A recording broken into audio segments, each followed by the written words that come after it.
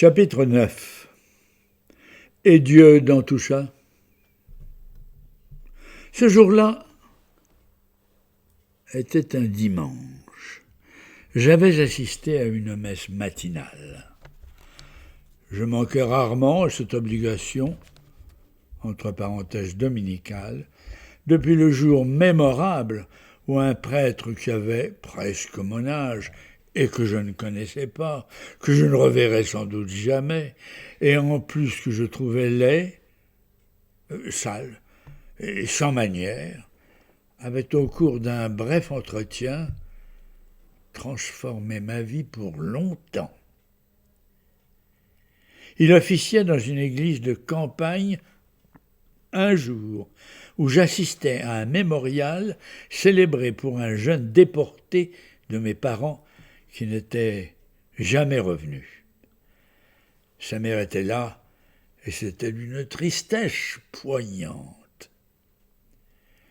Les paroles du prêtre étaient consolantes, mais j'y adhérais mal.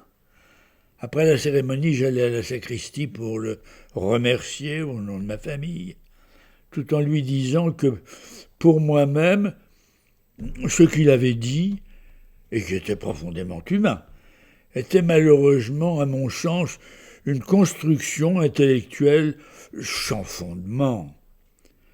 J'avais été élevé dans la religion catholique romaine, mais beaucoup de choses me paraissaient maintenant difficiles à admettre pour l'étudiant que j'étais, et je croyais de moins en moins en ce qui pour moi tenait davantage de la légende que de l'histoire.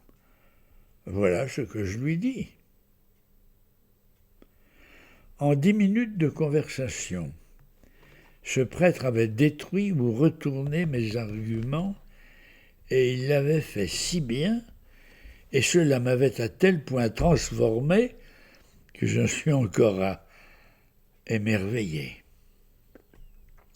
Il m'avait simplement rappelé la vérité historique des évangiles, sur laquelle depuis 2000 ans les adversaires de l'Église se cassaient les dents, prouvé aussi la réelle historicité du Christ, sa mort sous Ponce Pilate, parce qu'il s'était dit fils de Dieu, entre parenthèses, sa mort annoncée par les prophètes, et enfin sa résurrection constatée, qui prouvait son origine divine.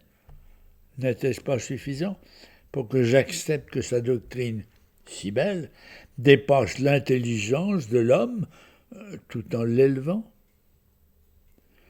Je n'avais rien trouvé à répondre.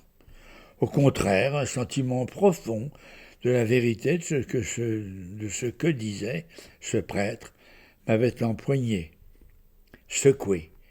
J'étais sorti de la sacristie, ayant en un instant retrouvé une foi que je n'avais pas vraiment perdue, mais qui s'était petit à petit comme endormie.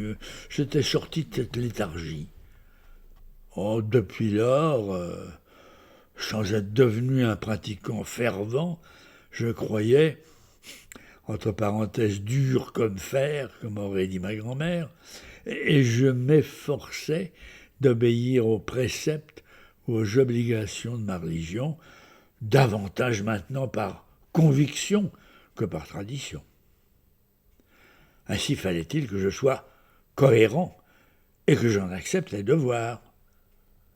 L'assistance à la messe dominicale est un commandement de l'Église, c'était, pensais sincèrement, la moindre des choses que de l'observer. Chose un peu astreignante sans doute, mais à ma portée. Allons, un petit effort. Oh, pour le reste, j'avais encore du chemin à faire. Et voilà pourquoi ce jour-là, j'avais assisté à la messe.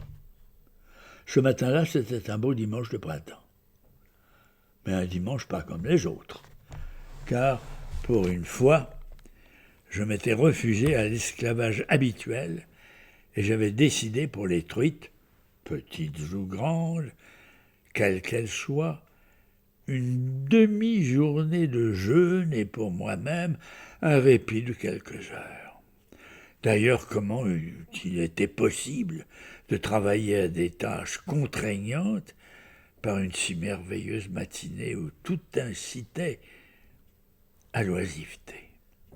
C'était si agréable de respirer un peu, de varier pour un temps le rythme impitoyable des repas des poissons, la monotonie des gestes obligatoires, tels que la surveillance répétée des niveaux, le contrôle des débits d'eau aux entrées de bassin, le colmatage des grilles par les feuilles, etc., etc. C'était si apaisant de se laisser vivre, de ne plus rien faire, de flâner, de rompre pour un temps une lassitude, un ennui né de l'uniformité des tâches répétitives, afin d'être un peu, ou de pouvoir se croire un peu, en vacances, comme les autres. Ce jour-là, le temps était superbe. Il n'y avait pas de vent. La température était douce, et je longeais le bord du bief en spectateur. Cette fois, au lieu d'être l'un des acteurs habituels qui surveillait les grilles ou réglait les niveaux, et c'était incomparable, féerique. L'eau était si limpide, si transparente, qu'on en venait à douter de son existence.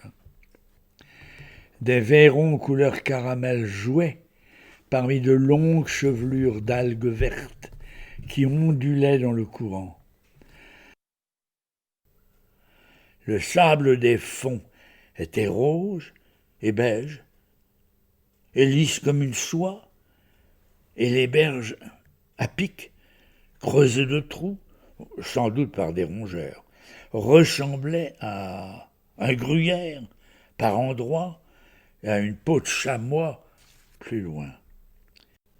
J'étais depuis quelque temps immobile, le regard fixé sur le balai habituel des araignées argironnettes à la surface de l'eau, quand de l'un des trous de la berge jaillit un oiseau bleu, tropical, avec des reflets métalliques presque phosphorescents. Il était somptueux, un peu plus gros qu'un moineau et beaucoup plus vif. Ses ailes battaient et sifflaient comme des turbines. Il avait un bec en forme de dague ou de stylet, et son vol rectiligne au ras de l'eau était comme celui d'une fusée couleur émeraude et rubis. C'était un martin pêcheur, un oiseau qui se nourrissait de truitelles à mes comptes, à mes dépens, à raison d'une par minute quand il avait faim, et dont la population, selon les dires des pêcheurs locaux, avait sérieusement augmenté depuis peu.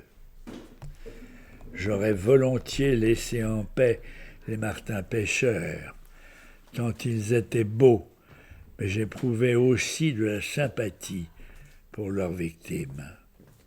Alors je m'installais dans un tonneau inconfortable à proximité des bassins et les tirais à l'affût quand ils se posaient. Mais ce jour-là, j'ai décidé que cette petite merveille de la nature avait comme moi droit à la vie, et je ne suis pas allé chercher ma carabine. La matinée passa comme un rêve. Chemin de campagne fait à partir de soleil et d'ombre, de fleurs sauvages, d'eau, d'air pur et de parfum. C'est un accompagnement de vie terrestre, aériennes et aquatiques, qui se croisaient et se complétaient. Oh, c'était pour moi un émerveillement. J'étais conscient de la chance que j'avais. Sans doute avais-je aussi le sentiment pénible d'être enchaîné à un travail difficile et absorbant. Certes, je ne connaissais plus de repos, ou uniquement dans de rares occasions, comme celle de cette matinée.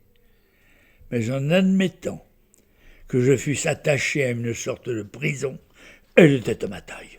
C'était la mienne. Je l'avais choisie, et je n'en cherchais pas d'autre. La vie était belle.